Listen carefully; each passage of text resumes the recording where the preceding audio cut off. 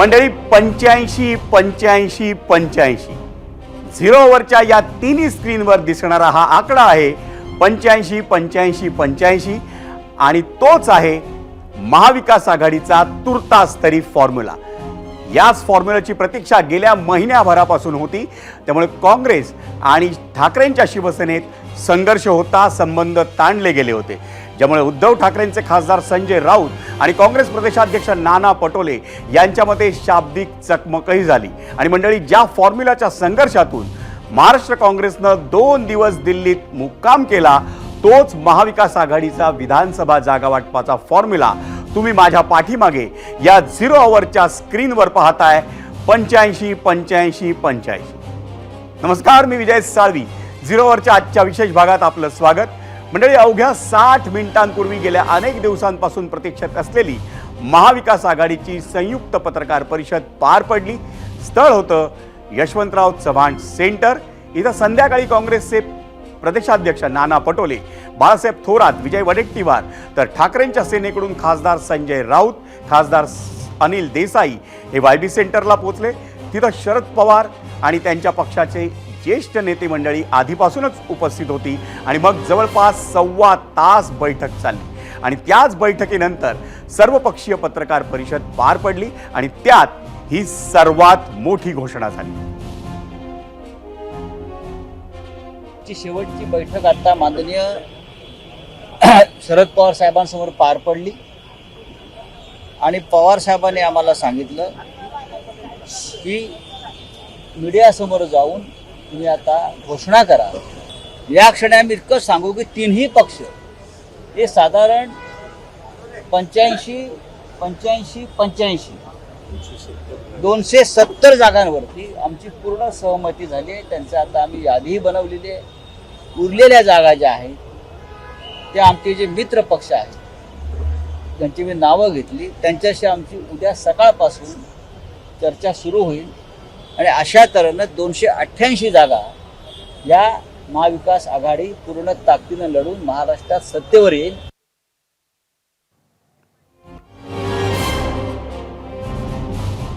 मंडळी, संजय राऊतांनी जागांचा फॉर्म्युला सांगितला। या संजय राऊतांनी आणखी आकडा सांगितला होता, तो आपण पाहणार आहोतच, पण त्याआधी सगळ्यात महत्त्वाचं ठरतं ते हे जागा वाटप समजून घेणं।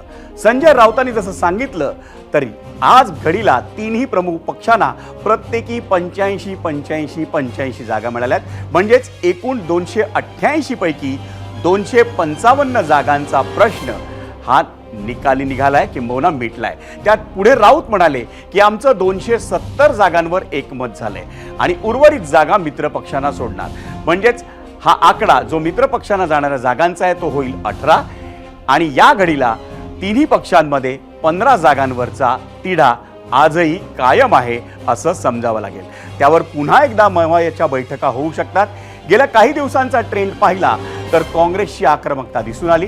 शिवाय राऊतांनीही आज सकाळी सेंचुरीची घोषणा केली होती आणि असं असताना या घडीला मात्र फक्त 85 85 85 जागा तिन्ही पक्षांच्या वाट्याला आल्या आहेत। हेच जागा वाटप अनेकांसाठी धक्कादायक होतं, म्हणून त्याचं विश्लेषण करणं हे आवश्यक ठरतं आणि त्यासाठीच 0 अवरमध्ये आज आपल्या समवेत अनेक आपले सहकारी आणि आपले पाहुणे पत्रकार, ज्येष्ठ पत्रकार देखील असणार आहेत। पण सध्या तरी माझ्या समवेत ABP माझाच्या कार्यकारी संपादक सरिता कौशिक आहे, तसंच ज्येष्ठ पत्रकार रविकिरण देशमुख देखील आपल्या समवेत आपल्या समवेत सहभागी झालेले आहेत या चर्चेमध्ये। मी पहिला जातोय सरिताकडे। सरिता, खरं तर गेल्या काही दिवसांपासून प्रत्येक जण, मग काँग्रेसचे नाना पटोले असतील किंवा ठाकरेंच्या शिवसेनेचे संजय राऊत, दोघंही आपल्या बेटकुळ्या दाखवत होते, आपल्यामध्ये किती ताकद आहे हे दाखवत होते। आपल्या पुराणात अनेक गर्वहरणाच्या कथा सांगितल्या आहेत, पण निवडणुकीचे आकडे प्रत्यक्षात जेव्हा जाहीर होत आहेत तेव्हा मात्र जे 100च्या वरती आम्ही शतक ठोकणार सांगत होते ती मंडळी 85 85 जागांवर समाधान मानतायत आणि शरद पवारांना कमी जागा वाटायला येतील असं वाटत होतं, त्यांना 85 जागा मिळत आहेत। हे कसं काय समजायचं सर्वसामान्य माणसांनी? नक्कीच विजय, हे सगळ्यांसाठीच अत्यंत सरप्रायझिंग होतं आणि खरं बघितलं तर ह्यातून एक गोष्ट जी सगळ्यात पहिले स्पष्ट होते ती म्हणजे हा जो बदल आहे हा लोकसभेच्या निकालामुळे झालेला आहे. जो आत्मविश्वास आणि त्याचबरोबर जी महत्त्वाकांक्षा वाढलेली आहे तिन्ही पक्षांची त्या निकालानंतर, ती या जागा वाटपाच्या चर्चेत दिसून आली. कोणीही दुसऱ्यासाठी जागा सोडली नाही. लोकसभेमध्ये आपण बघितलं की अजेंडा एकच होता, तो होता भाजपाला हरवणं. आत्ता मात्र भाजपाला किंवा सत्तेत असणाऱ्या सर्व पक्षांना हरवणं हा जरी अजेंडा असला तरी आता हा आत्मविश्वास आहे की आपला पक्ष सुद्धा मोठा होऊ शकतो आणि त्यामुळे मोठ्या भावाच्या ची जागा कोणाला मिळते ह्याची खरं तर चुरस ह्या तिघांमध्येही होती, हे यातून स्पष्ट होतं. कोणीही तसूभर जागा दुसऱ्याला दिलेली नाही आहे हे सुद्धा यामधनं कळतं आणि त्यामुळेच जी एकंदरीत चर्चा मीडियामध्ये रंगली होती आणि त्यात आपण बघितलं की महायुतीनं मात्र एकत्रित जर आकडा पाहिला तर 144 जागा या घोषित करून टाकलेल्या आहे आणि त्यामुळे त्याचाही दबाव कुठेतरी महाविकास आघाडीवर असेल आणि त्यामुळे ऑलवेल आहे हे दाखवण्यासाठी आज त्यांना जागेचा फॉर्म्युला हा सांगावाच लागला आणि 85-85-85 म्हणजे सर्व समान, कोणी कोणाला जागा दिली नाही. मोठा भाऊ नाही तर छोटा भाऊही नाही, हे कुठंतरी संदेश आजच्या या जागा वाटपातून दिला. पण जसं विजय तू म्हणालास तसं त्या 15 जागा म्हणजे 270 जागा जर हे लढणार असतील तर 15 जागांवरचा तिढा कायम आहे, हा संकेत सुद्धा आज ह्या पत्रपरिषदेतून आपल्याला मिळालेला आहे आणि त्यामुळे या 15 जागात एकाच पक्षाला त्या 15 जागा मिळतील असं वाटत नाही सध्या तरी. त्यामुळे कोणीही सेंचुरी पार करणार नाही असं सेफली म्हणता येईल. एबीपी माझाचे मुख्य संपादक राजीव खांडेकर देखील या चर्चेमध्ये सहभागी झालेत, पण त्यांच्याकडे जाण्याआधी मी रविकिरण देशमुखकडे जातो. रविकिरण, कसं काय समजून घ्यायचं अचानक तिन्ही पक्ष किंबहुना 2 पक्ष बॅकफूटवर येतात आणि एका पक्षाला जागा जास्त दिल्या जातात? असं आहे की जसं सरिताने सांगितलं की लोकसभेनंतरचं चित्र कमालीचं बदललं आणि विधानसभा निवडणूक ही राजकीय पक्षांच्या अस्तित्वाची लढाई आहे. महाविकास आघाडीमधले तिन्ही पक्ष कुठल्या स्थित्यंतरातून जात आहेत ते आपण गेले काही दिवस पाहतोच आहोत. आता यामध्ये काँग्रेसला असा आत्मविश्वास होता की आमचा परफॉर्मन्स लोकसभेमध्ये अतिशय चांगला आहे, त्यामुळं सर्वाधिक मोठा वाटा आम्हाला मिळाला पाहिजे. पण आजचं जागा वाटप जर आपण पाहिलं तर यातून असं दिसून येतं की याला थोडासा ब्रेक लागलेला आहे आणि काँग्रेस, राष्ट्रवादी आणि शिवसेना हे तिघही आज समान पातळीवर आहेत. म्हणजे कुणीही याच्यात मोठा भाऊ नाही आणि कुणीही छोटा भाऊ नाही.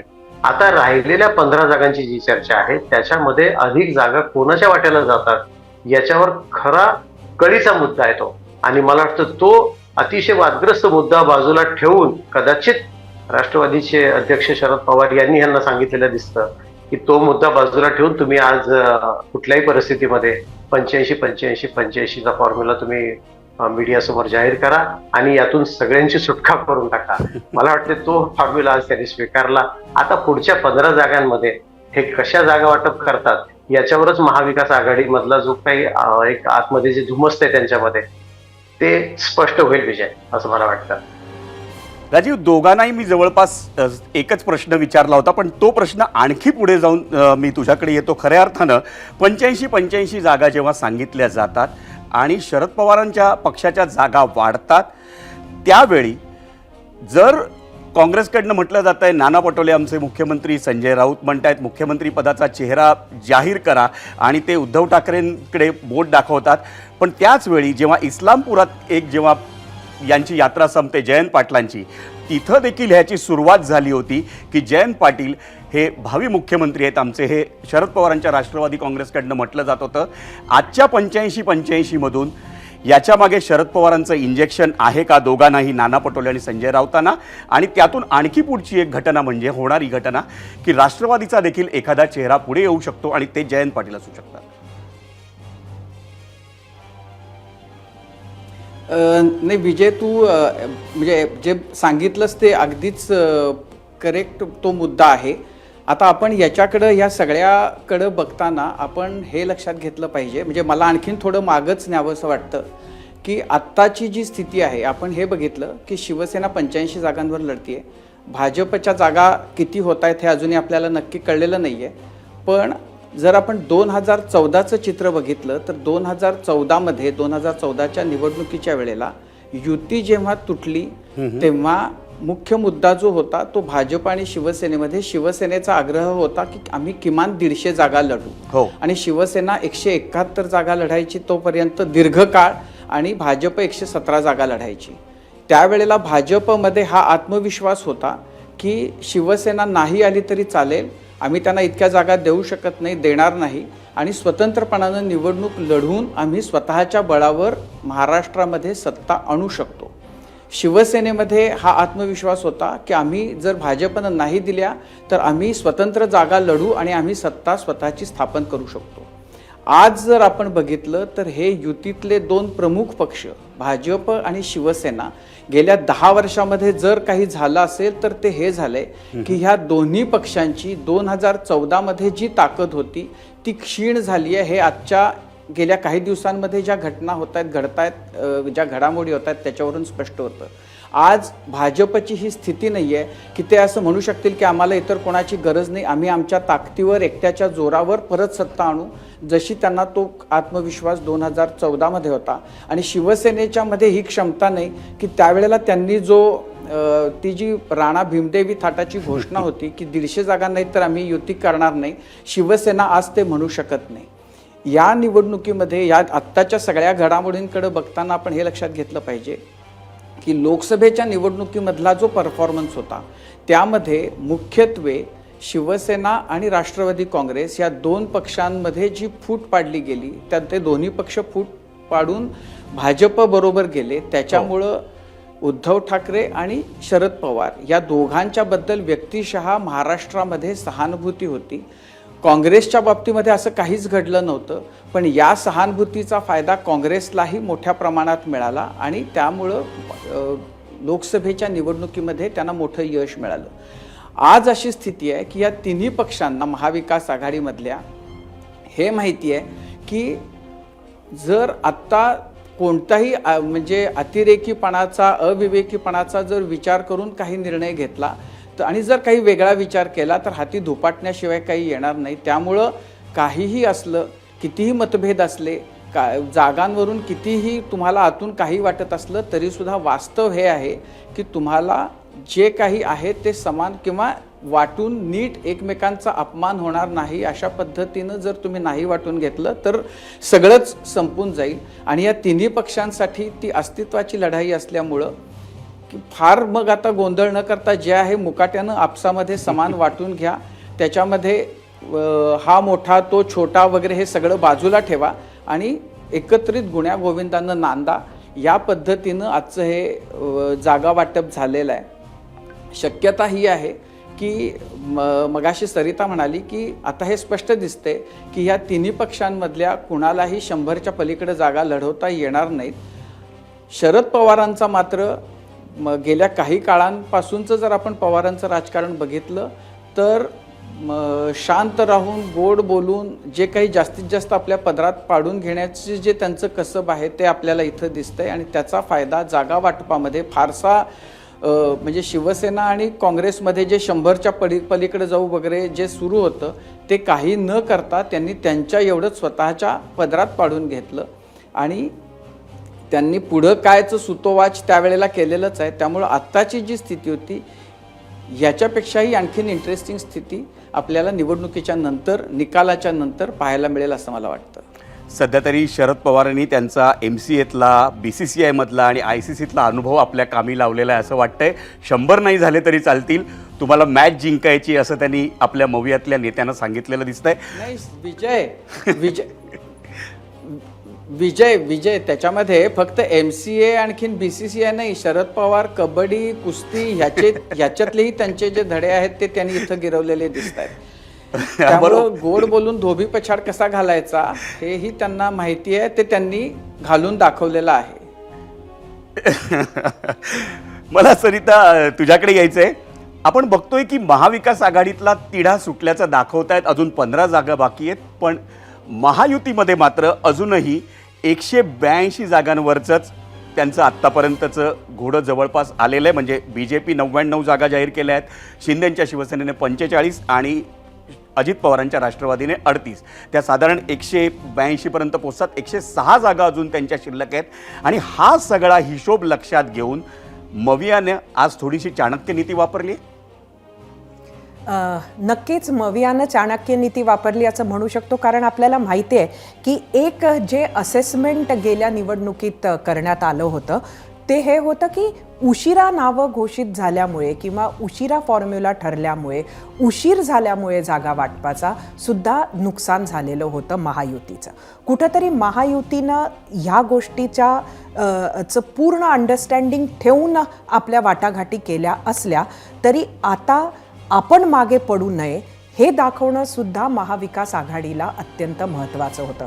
कारण गेल्या खेपेला महाविकास आघाडीची जी युती होती तीच त्यांचं महत्त्वाचं कार्ड होतं आणि त्यामुळे ह्या खेपेला सुद्धा जे काही सुरू होतं गेल्या काळात, ज्या बातम्या बाहेर येत होत्या, ज्या पद्धतीचे वक्तव्य येत होते, त्यामुळे फटका बसू नये म्हणूनच आज एकूणच आपला फॉर्म्युला सांगितल्यासारखं आजच्या पत्रपरिषदेत केलेला आहे असं म्हणू शकतो. पण यातनं अजून एक इंटरेस्टिंग गोष्ट जी समोर वाटते विजय, ती ही आहे की आता मुख्यमंत्री कोण ह्याचं उत्तर निकालात असेल. म्हणजे जर महाविकास आघाडी जिंकली, सत्तेत आली, तर आता तिघांचाही स्ट्राईक रेट हाच ठरवेल की मुख्यमंत्री कोण. कारण एक एक जागासुद्धा एकमेकांना देत नसताना आता मुख्यमंत्री पद देतील अशी शक्यता कमी वाटते आणि त्यामुळे स्ट्राईक रेट आपला व्यवस्थित ठेवणे हे तिन्ही पक्षांसाठी खूप महत्त्वाचं झालेलं आहे.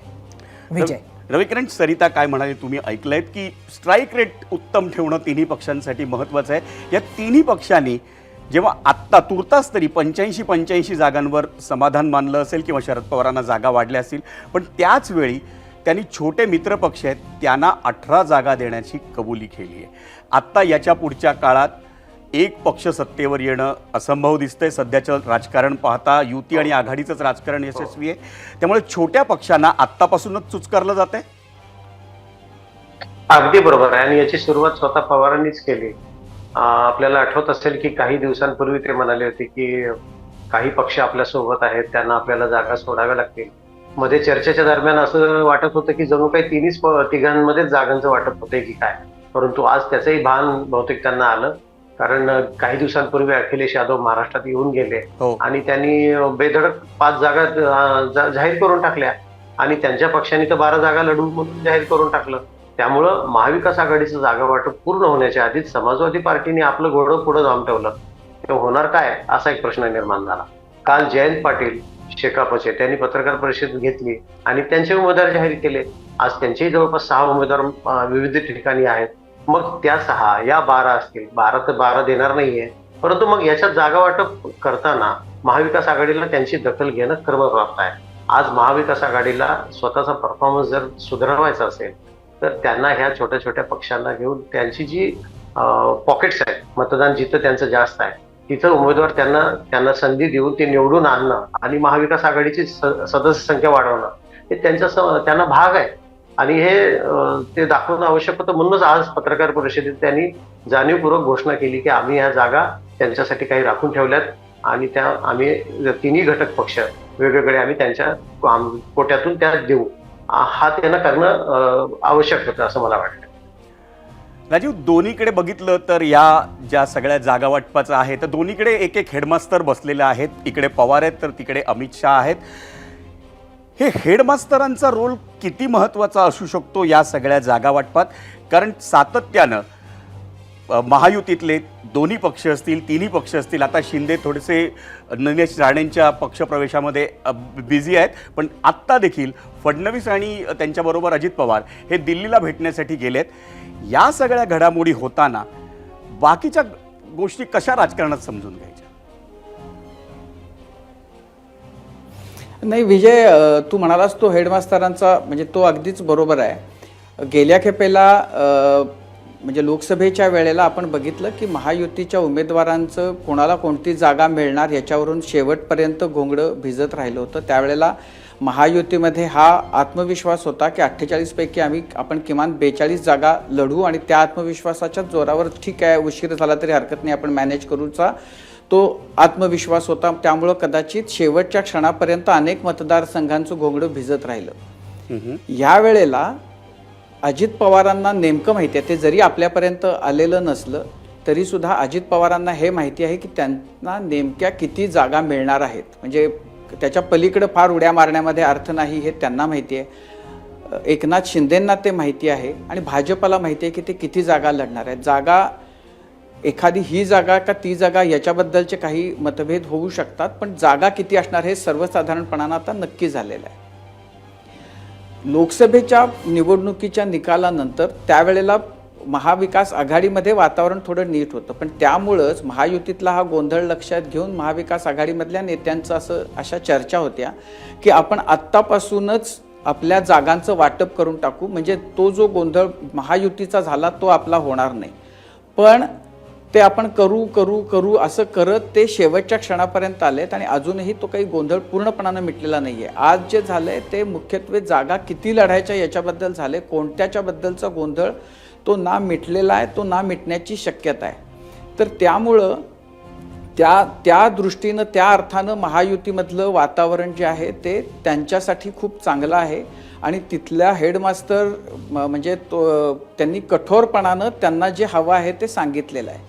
इथं तशी स्थिती नाही आहे. या महायुतीमध्ये अमित शहांना जे अधिकार आहेत की कोणत्याही म्हणजे साम दम दाम दंड भेद करून त्यांना जे हवंय ते करण्याचा तसा अधिकार शरद पवारांकडे नाही.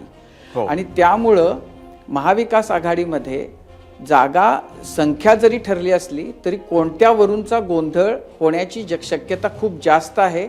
आणि त्याच्याबद्दलच्या म्हणजे आज पत्रकार परिषद संपल्यानंतर संजय राऊतांचं हे सांगणं की त्याच्यामध्ये काही बदल होऊ शकतात, कारण त्यांनी आज 65 जागा ज्या जाहीर केल्या त्याही तशा त्याच राहतील याची शाश्वती त्यांनाही वाटत नाहीये.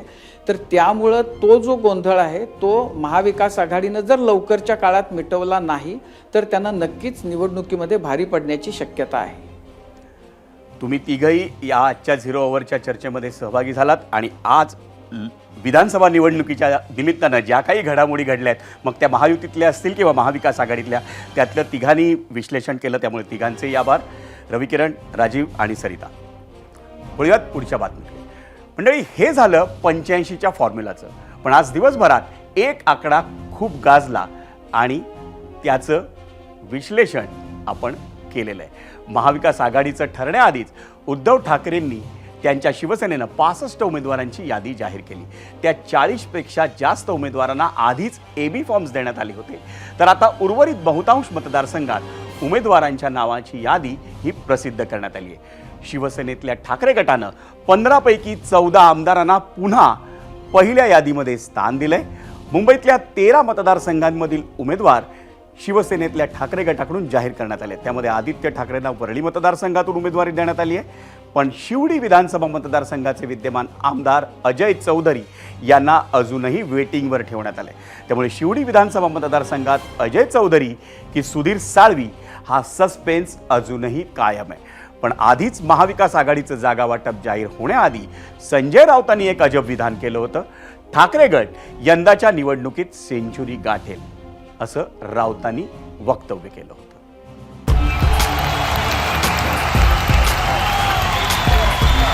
लोकांची अपेक्षा आहे की शिवसेनेनं सेंचुरी मारावी. सेंचुरी मागायला तेवढी जागा तर लढवा. सेंचुरी फक्त जागा वाटपात नाही तर विजयात सुद्धा व्यवस्थित सेंचुरी मारावी. का 95 जागा लढून 95 जागा जिंकणार आहे हा चमत्कार फक्त संजय राऊतच करू शकतो. और हमारे में सेंचुरी लगाने का दम है.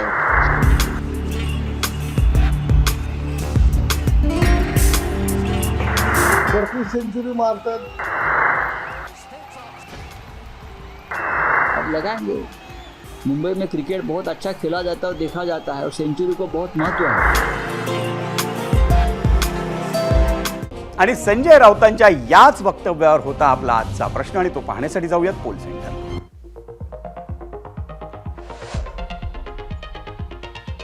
आजचा प्रश्न, जागा वाटपातच नाही तर निकालातही ठाकरेंची शिवसेना सेंचुरी मारणार, खासदार संजय राऊतांचा दावा खरा ठरेल असं वाटतं का? होय आणि नाही असे 2 पर्याय आम्ही आपल्याला दिले होते. आणि 100 पेक्षा कमी जागा लढून सेंचुरी मारण्याचा चमत्कार फक्त संजय राऊतच करू शकतात अशी बोचरी टीका शिंदेंच्या शिवसेनेचे प्रवक्ते संजय शिरसाट यांनी केली. सेंचुरी मागायला तेवढी जागा तर लढवा.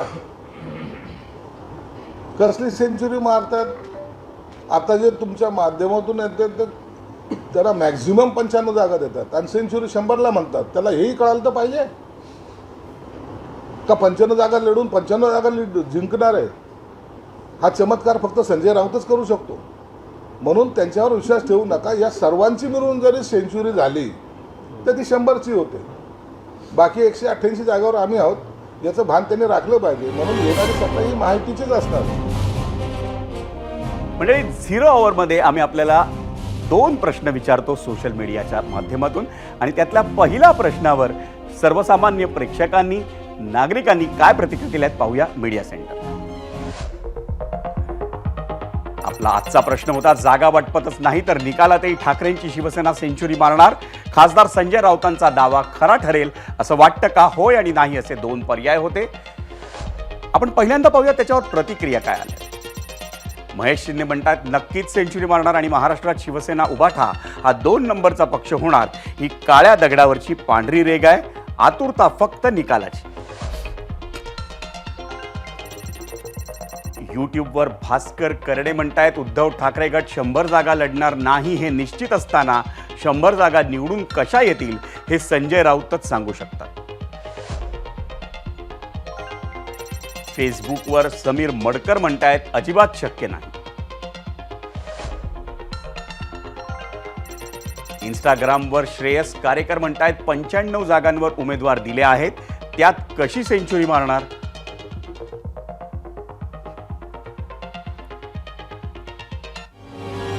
आणि मंडळी, आता वेळ झाली आपल्या पहिल्या प्रश्नावर जनतेचा कौल पाहण्याची. तोच पोल रिझल्ट पाहण्यासाठी जाऊयात पोल सेंटरला. आपला प्रश्न होता, जागा वाटपतच नाही तर निकालातही ठाकरेंची शिवसेना सेंचुरी मारणार, खासदार संजय राऊतांचा दावा खरा ठरेल असं वाटतं का? एकूण मतं 1,05,000. यूट्यूबवर होय असं म्हणतायत 65% प्रेक्षक आणि 35% प्रेक्षक म्हणतायत नाही.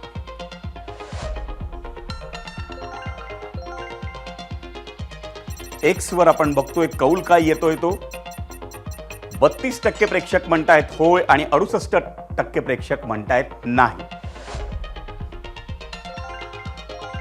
इंस्टाग्रामवर येणारा कौल आपण पाहतोय. 59% प्रेक्षक म्हणतायत होय आणि 41% प्रेक्षक म्हणतायत नाही. फेसबुकवर आपण पाहतोय 50% प्रेक्षक म्हणतायत होय आणि 50% प्रेक्षक म्हणतायत नाही.